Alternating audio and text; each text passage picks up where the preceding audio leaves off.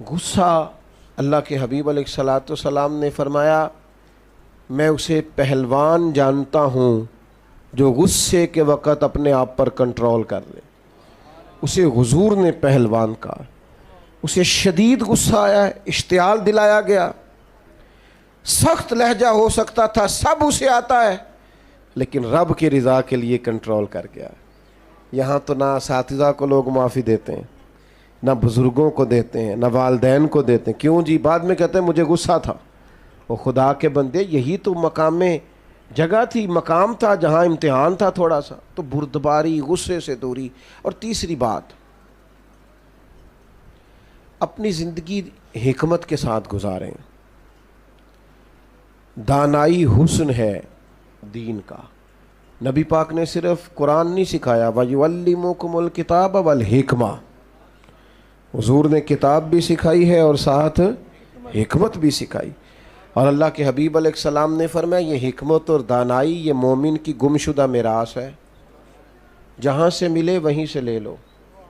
हज़रत लुकमान ने अपने बेटे से कहा था, बेटा मेरे जो तजर्बे हैं ना, मैंने उनकी कीमत चुकाई है, मेहनत की है, जद्दोजहद के बाद तजर्बे सीखें। आपकी तवज्जो है मेरी बात पर? माशाअल्लाह। आज मैंने दोस्तों का मुजाहिदा आजमाया है, तकरीबन 18 मिनट बग़ैर मोबाइल के निकाले हैं कुछ दोस्तों ने। ये मैंने आज मुजाहिदा देखा है। चलें, इतना तो हौसला पैदा हो ही गया अल्लाह के फजल।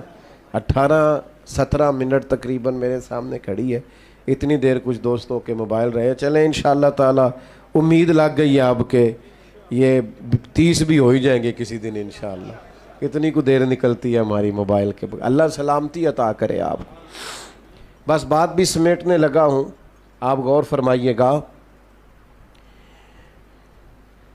हिकमत, दानाई, हज़रत लुकमान फरमाते हैं हमारे पास जो दानाई है हमने उसकी कीमत चुकाई है। और फरमाते हैं तुम्हें कह रहे हैं कि बग़ैर कीमत के दानाई ले लो, तुम्हें कीमत ना चुकानी पड़े, तुम वैसे ले लो दानाई। अपने बुज़ुर्गों से, बड़ों से, बिलखुसूस सरकार दो आलम अलैहिस्सलाम के इरशादात से हिकमत सीखें। हुजूर दानाई की बात करते और तदब्बुर की बात करते। हज़रत साद बिन उबादा रदी अल्लाह ताला अन्हु के पास ना झंडा था फ़तह मक्का के मौका पर। तो एक ऐसा वक्त आ गया, माहौल ऐसा बन गया कि उनसे झंडा वापस लेना पड़ा। ये लफ्ज़ बोला जाता है अलम बरदार।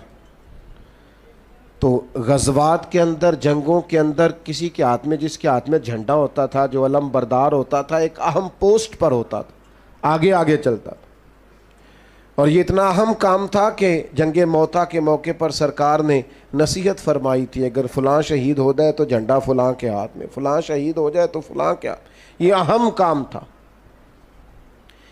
तो हज़रत साद बिन उबादा रदी अल्लाह ताला अन्हु के पास झंडा था। अब कुछ हालात ऐसे बन गए कि तकाज़ा हिकमत का ये था कि झंडा उनसे लिया जाए, मुतालबा हो रहा है। लेकिन खिदमात बड़ी हैं, अज़मत बड़ी है, शान बड़ी, बहुत बड़े आदमी हैं, और कोई ऐसी बात भी नहीं कि ज़रूर उनसे लिया जाए, पर हिकमत का तकाज़ा है कि ले लिया जाए।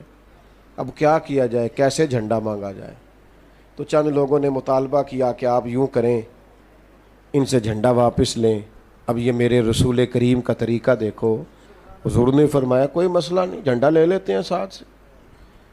अल्लाह के हबीब ने जनाब साद बिन उबादा से झंडा लेके उन्हीं के बेटे को दे दिया। फरमाया आपके बेटे अब झंडा लेंगे। दुनिया में उस वक़्त बंदा ज़्यादा जवान हो जाता है जब वो समझता है मेरे काम तो मेरे पुत्र ने संभाल लिए।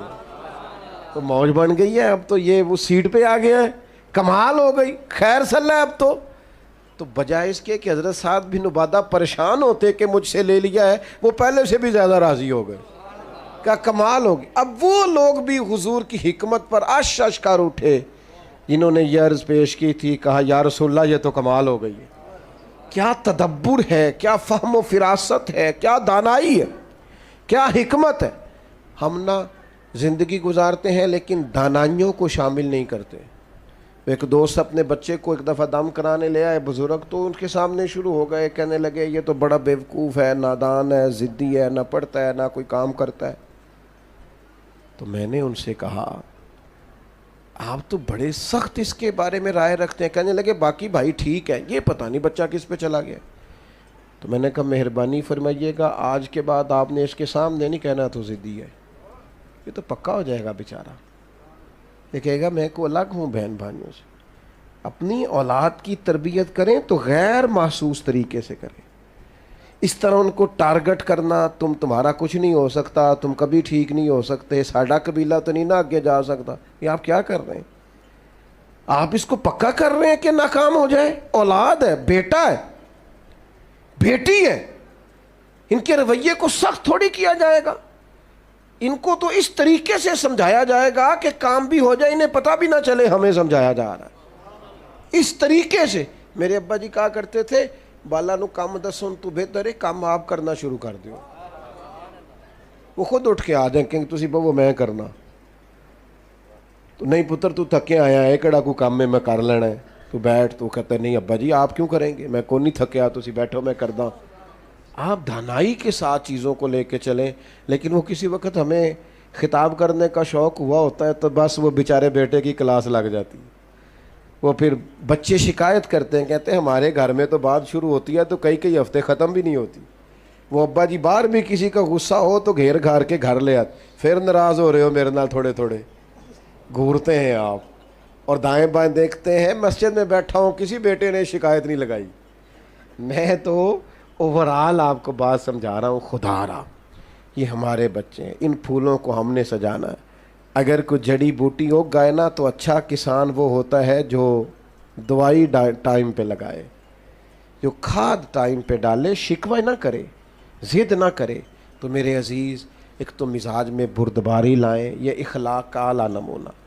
गुस्से से अपने आप को बचाएं, हर बात में गुस्से हो जाना कोई अक्लमंदी है। और तीसरी गुजारिश आपकी खिदमत में ये की है कि कोशिश फरमाएं कि कोई काम भी बग़ैर दानाई के ना हो।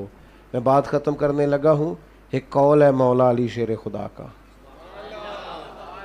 आपने इमाम हसन रदी अल्लाह ताला अन्हु से फरमाया, अल्लाह जज़ा, आपने इमाम हसन रदी अल्लाह ताला अन्हु से फरमाया था बेटा 3 लोगों से कभी मशवरा नहीं करना। हुजूर किस से? फरमाया बेटा बुज़दिल से कभी मशवरा नहीं करना, इसलिए कि जो बंदा बुज़दिल है तुम्हें कभी बहादुरी का सबक नहीं दे सकता।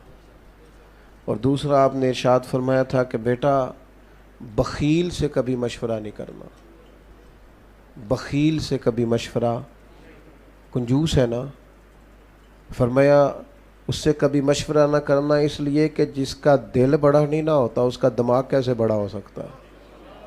और आपने फरमाया था हरीस से कभी मशवरा नहीं करना, लालची बंदे से, इसलिए कि वो जब भी तुम्हें राय देगा अपना फ़ायदा देख के देगा, कभी तुम्हारे हक़ में राय नहीं देगा। वो देखेगा कि हालात किस तरह के, तो मेरे साथ किस तरह ये आदमी ठीक चल सकता है।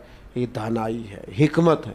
अपनी दोस्तियाँ, अपने ताल्लुकात ऐसे बनाएं कि जहाँ हसीन लोग हमारे मशवरों में शामिल हों, हसीन लोगों के साथ हमारा उठना बैठना हो, उम्दगी के साथ हमारा तर्ज़ ज़िंदगी गुज़रे। अज़ीज़ दोस्तों याद रखें, जब तक तबीयतों में ठहराव नहीं ना आता और ये बुर्दबारी, ये दानाई नसीब नहीं होती, बंदा बड़ा बासलाहियत भी हो तो काम कोई नहीं कर सकता। इसलिए कि किसी को भी कोई चीज़ पहुंचाने के लिए, समझाने के लिए, सिखाने के लिए बुर्दबारी ज़रूरी होती। आप शिद्दत के साथ कोई काम करेंगे तो वक्ती तौर पर असरात होंगे, लेकिन उसके असरात देर पा नहीं हो सकते।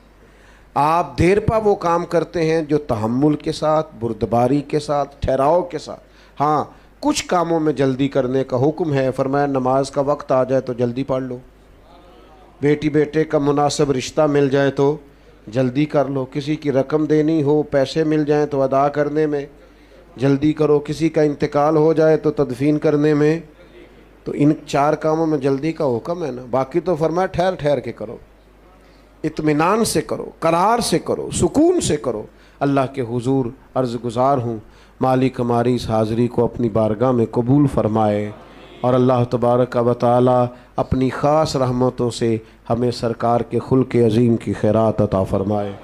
अल्लाहुम्मा सल्लि अला सय्यिदिना मौलाना मुहम्मद मादनिल जूद वल करम व आलिहि व बारिक वसल्लिम। अल्लाह जिन दोस्तों ने यह एहतमाम किया है उन्हें बेहतरीन सिला अता फ़रमा। दूर दराज से या कुर्ब व जवार से जितने लोग यहाँ हाज़िर हुए हैं हम सब का हाज़िर होना कबूल फ़रमा। हमारे गुनाहों को मुआफ़ फ़रमा, हमारी गलतियों से दरगुज़र फ़रमा, इल्म नाफ़े अता फ़रमा, अमल साले अता फ़रमा, सजदों का ज़ौक़ अता फ़रमा, इबादतों का शौक़ अता फ़रमा। उम्मत के हक़ में रहमत वाले फ़ैसले फ़रमा। बिलखुसूस फ़लस्तीन के मजबूर मुसलमानों की मदद फ़रमा, गैबी ख़ज़ानों से मदद फ़रमा। उम्मत के हुक्मरानों को शऊर अता फ़रमा, हिम्मत अता फ़रमा। दुनिया हो या आखरत हो हमारी पर्दा पोशी फ़रमा। हज़रत को, इस मस्जिद को, मुआमिनीन को, सब को बेहतरीन जज़ा अता फ़रमा।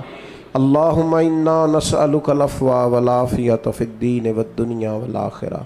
अल्लाहुम्मा इन्नी अला ज़िक्रिका व शुक्रिका व हुस्न इबादतिका रब्बिग़फ़िर वरहम व अंत खैरुर राहिमीन व सल्लल्लाहु तआला अला हबीबिही मुहम्मद। आप मेहरबानी करेंगे, मस्जिद का बड़ा अदब है, इजाज़त देंगे। अल्लाह जज़ा। तमाम दोस्त रास्ता आसान कर दीजिए, हज़रत के लिए मुश्किल ना हो।